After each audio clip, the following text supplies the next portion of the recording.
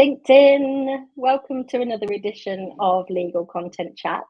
And today I'm joined by the delightful Sonay, who has agreed to come on and talk to us all about mental health in the legal workplace, which is obviously a super important topic to cover. So Sonay is a consultant solicitor advocate at Legal Studio Solicitors. So shall I let you introduce yourself properly for the viewers?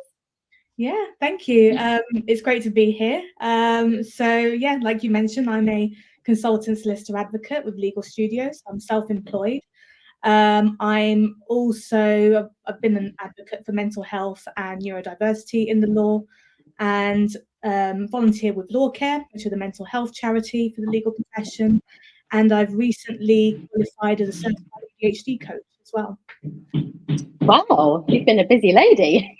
Yes.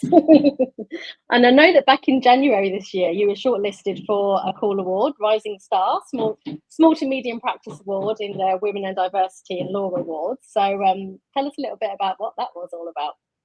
Yeah, that was quite strange when it happened, because I'm not the type of person that gets awards, gets nominated for things. So I was, when I was first nominated, which was back in last year, October, I believe it was, September, October. I was shocked. I was like, who's nominated me? This is amazing. It was basically some awards for anyone who's contributed to women and diversity in the law. And I had to sort of fill out a form after I got nominated, saying, I suppose, why I deserved the award. And I then got shortlisted in January, which was an even bigger surprise than being nominated. So, yeah, it was really exciting. And the people I was up against, they were all amazing. You know, they've done such good things. And, you know, some of them I follow on LinkedIn. So, yeah, it was pretty impressive to be part of that group. Absolutely, and that just is a lovely boost to all the hard work that you're doing in the industry. So that's always lovely, isn't it? Yeah. So we're gonna talk about a lot about your personal journey, actually, about being a neurodivergent individual in the legal industry. That was a bit of a mouthful. So viewers, I'd love it if you just pop into the comments and say hi to us, just so we know who's here. That would be lovely. Thank you. So let's talk a bit about the challenges that you've had in the workplace. What's been the main kind of issues that you've come across? Well, a lot of the issues I came across was before I even realised I was neurodivergent. So I didn't mention in my introduction, but for anyone who doesn't know, I'm autistic and have ADHD. I was late diagnosed at the age of 32. And I suppose the challenges started really when I decided to study law, because it's a decision I made impulsively.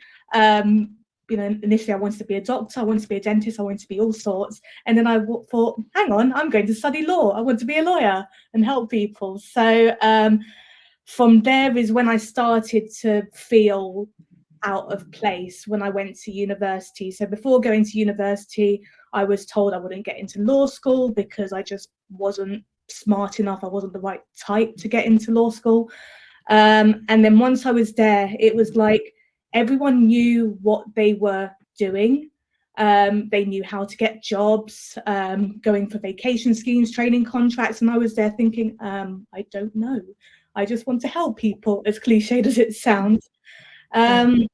So I went on this sort of roller coaster after graduating. I had lots of different jobs, not in the legal profession. I worked in sales, retail, recruitment, customer service, until finally landing my foot in the door of a law firm. And, you know, I thought this was my big break. I've finally got into a law firm, but that's when I experienced all the things of sort of rejection and criticism and the things that people put on themselves in order to, I suppose, excel in the legal profession. I think a very small minority of people in the legal profession aren't hard on themselves. I think the majority of us really are. And especially when you're neurodivergent, when you're battling with things such as rejection sensitive dysphoria, which is like a pain that we feel whenever we get rejected or we experience failure. It's it can be really tough on your mental health. And on top of that, I'd learned to mask my traits as well in order to appear more normal and fit in with people around me. And all of that came at a great cost, because 3 months into my training contract, I was diagnosed with anxiety and depression. So that just shows how this trying to fit in, the rejection, the criticism, bullying, long hours, all of that came together to, really impact my mental health.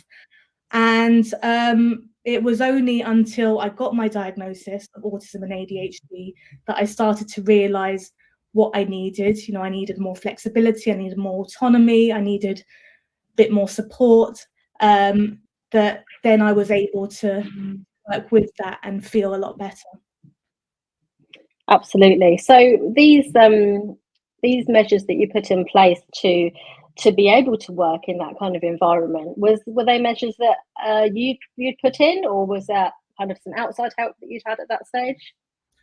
So I'd developed quite a good support network sort of over the years before I even realised I was autistic and ADHD. It started back in the pandemic, so I was actually on furlough, and I started to connect with more people on LinkedIn, and starting to obviously speak with more people who are doing stuff with mental health, neurodiversity in the legal profession.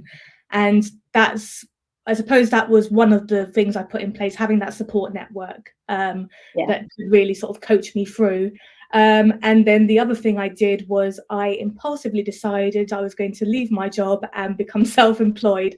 I've said impulsively twice now. That is an ADHD trait. Some of us are quite impulsive, and I definitely am. So yeah, that's what I did. I thought self-employment would make me feel make me able to work with my brain a lot more. I was able to be flexible, work the hours that I want, do the work that I want, and just enjoy being a lawyer a lot more. Absolutely, and it sounds like you've really worked your way through those challenges that you face. So that's great. What are the common misconceptions that you see about neurodiversity in the legal profession? A big one is the fact that people assume that there's a type, that you have to look autistic or look like you have ADHD. And I've had people say to me, but you don't look autistic. There isn't a look. Part of the reason why I was late diagnosed is because I don't fit this stereotype. So when I was growing up in the 90s, it was very much a white boys are autistic or have ADHD. So there was no way anyone would have detected that I was autistic and have ADHD. And I still get it now, people saying, but you don't look it. So that's something that I'm keen to share. We all look different. Sure, there are traits, like I mentioned, some ADHDers can be impulsive, but everyone's different. And there's a saying, once you've met one autistic person or one neurodivergent person, you've met one autistic or neurodivergent person.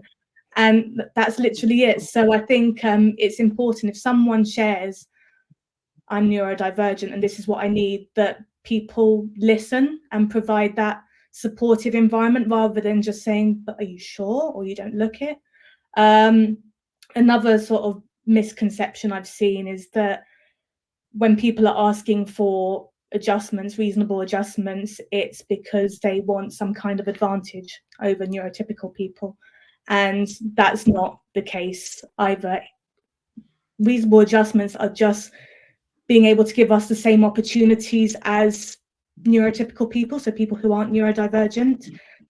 It's because things are, all the more harder because of our traits, so like I mentioned, rejection sensitive dysphoria. I can take rejection really quite badly, a lot worse than a neurotypical person. So again, putting things in place to be able to manage that just allows me to thrive in the same way as neurotypical people. And the other one that I really hate is that it's being autistic or having ADHD is a superpower, which makes us seem like superheroes. I'm not a superhero. Sometimes I struggle to tie my shoelaces. So our brains just work in different ways. Yes, I can sometimes manage a lot, and people think, well, how are you doing that? But they don't see the other stuff where we struggle with basic things that other people might not. I see. And I know that we're a lot more open about mental health and neurodiversity now in general than we ever used to be, which is fantastic. But of course, there will be a lot of people that are struggling themselves with actually disclosing their neurodiversity, especially in the legal workplace. Have you got any advice for anyone going through that at the moment? Yeah, I mean, it is very difficult when you're especially at the start of your journey in the legal profession, because there is still this perception that there's this way that a lawyer should look, act, and so on, and people are scared to talk up about mental health and neurodiversity in the early stages. But I mean, that's where I recommend finding a support network, because for me, finding people that did care about mental health and neurodiversity meant that I was more confident in talking about it as well, and I was able to make choices that suited me. So, you know, if anyone wants to connect with me on LinkedIn, or, you know, there's plenty of other people. I can see Ian is listening. He's one of the people that I certainly looked up to when I started my journey. And that really helps when you surround yourself with people who are quite open, that you think, hang on, I can do that too. Yes, definitely. I think that really helps. So thinking about what leaders can do in the legal field to accommodate different diverse needs, really, without, you know, singling people out or making them feel like there might be yet another hoop they have to jump through. Is there anything that you would like to see put in place?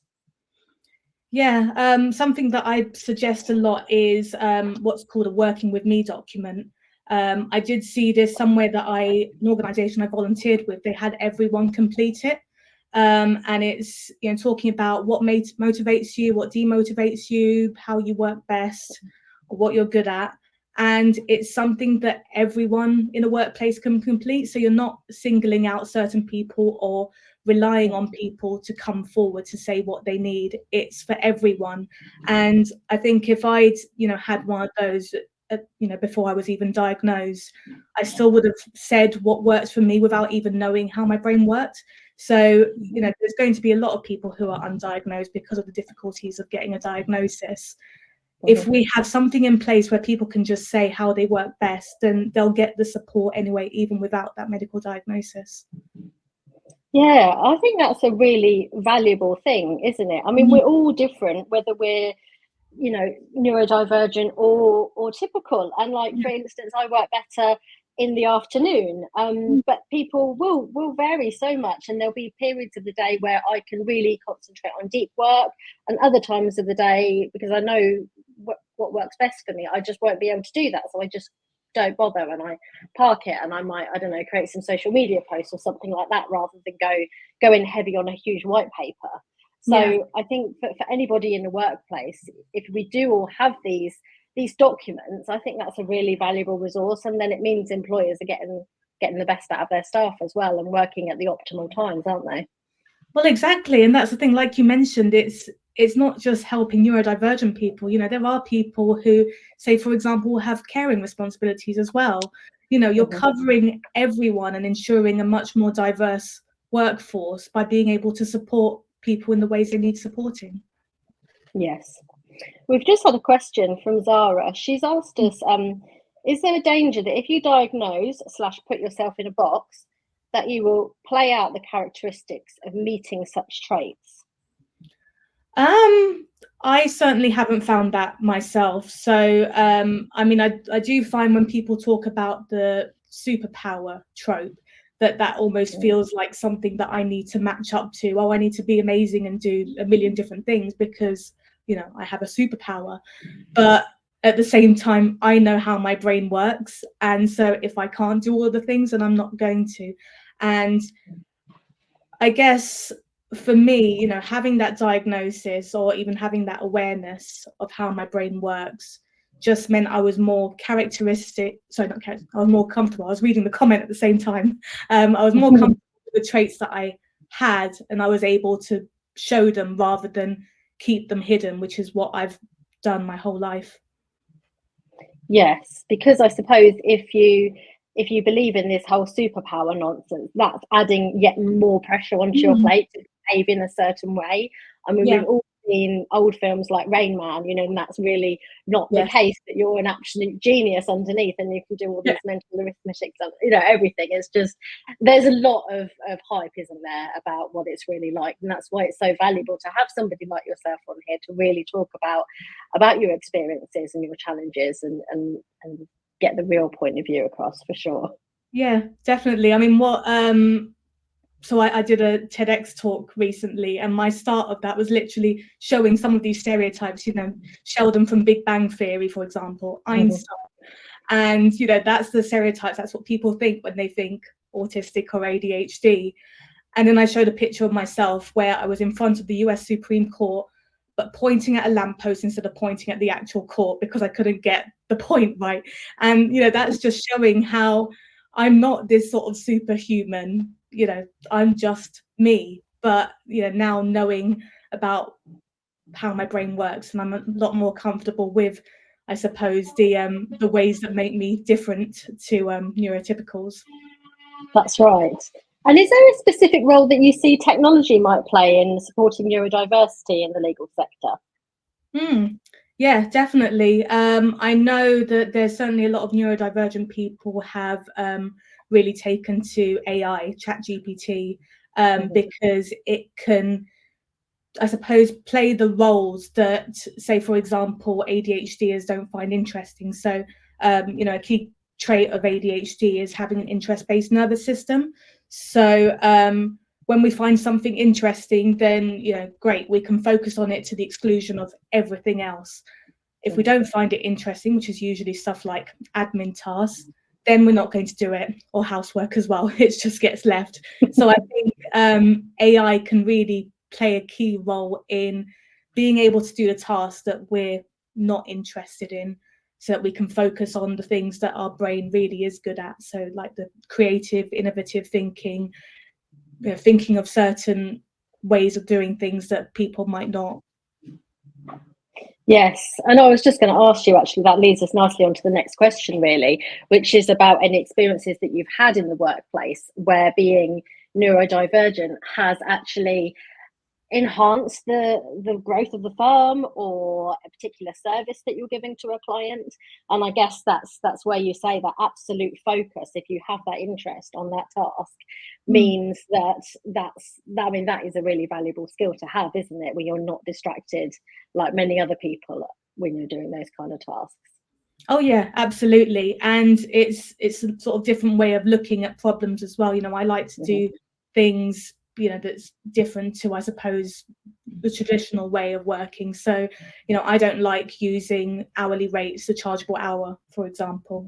I still probably have a bit of way to go where it comes to actually charging fees, but you know, a lot of the time I think people prefer transparency, and I like to try and offer that when it comes to client work. Like I mentioned already, also the creativity, the innovative thinking, and also just my sort of advocacy work with mental health and neurodiversity in the legal profession. I think the fact that I care so much about social justice, you know, care to the exclusion of sort of anything else in life, that it's what's pushed me forward to be able to, you know, advocate for more mental health awareness and for neurodiversity and be able to support people that need that help as well. Yeah, that's great. Are there any other examples that you can give of how you work that might be a bit unexpected or a bit different? Oh gosh, I suppose, well, the hyper focus is definitely one. You know, the fact that I can be glued to a task for a good few hours and not need a break.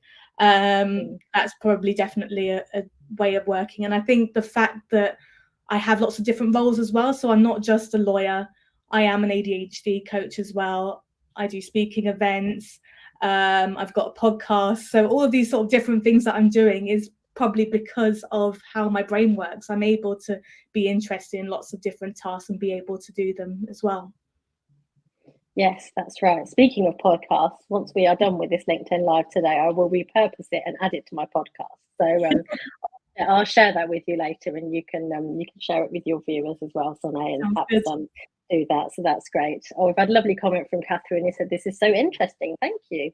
Oh, thank you. I guess with being a self-employed solicitor, I suppose, I mean, obviously every day is going to look different, but what would you say, what does a day look like for you? Do you have a lot of flexibility in terms of managing your workload? Does it pan out as you hoped it would?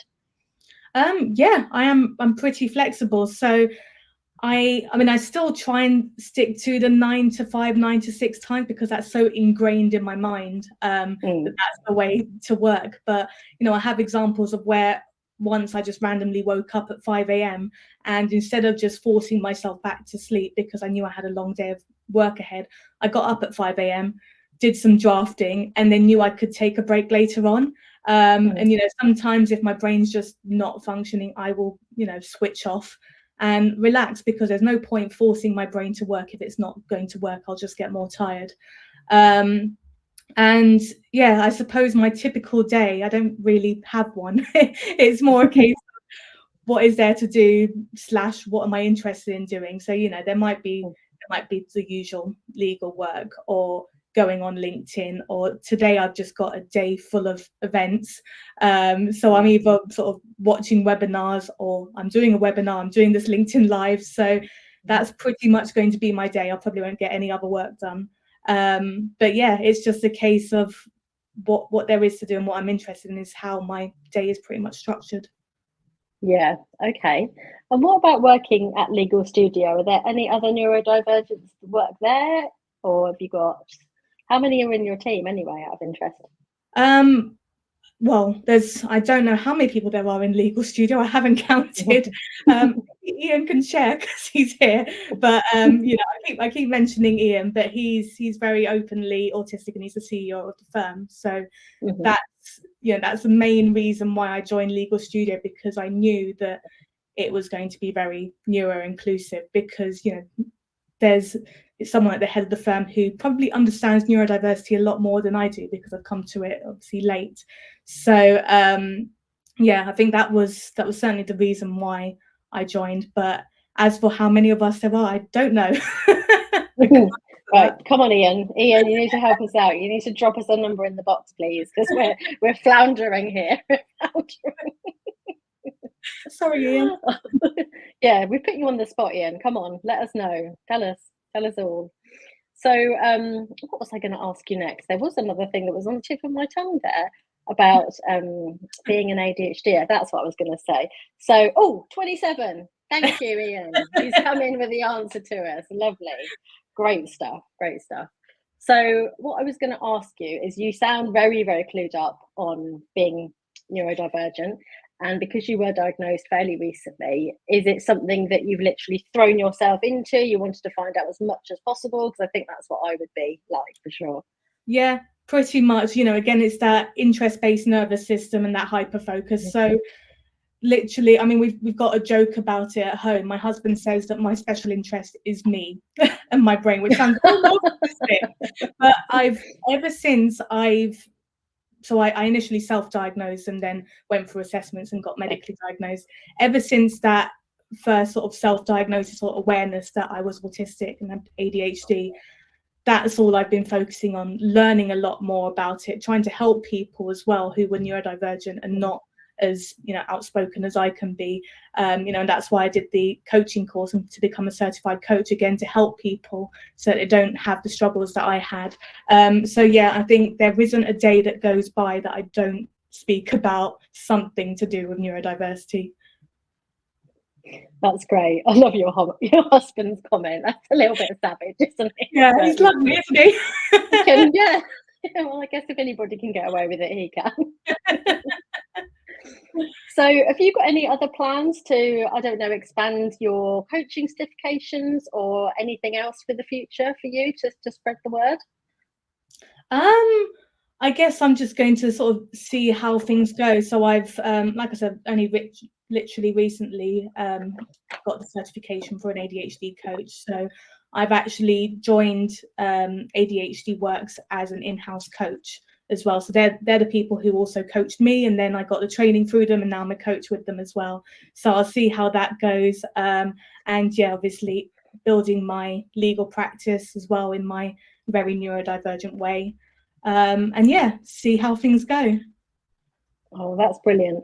And lastly, if we don't have any more questions, I've just got one final question for you. So what advice would you give to neurodivergent individuals that might be looking to break into the legal industry? Is there anything specific that you think they might need to know?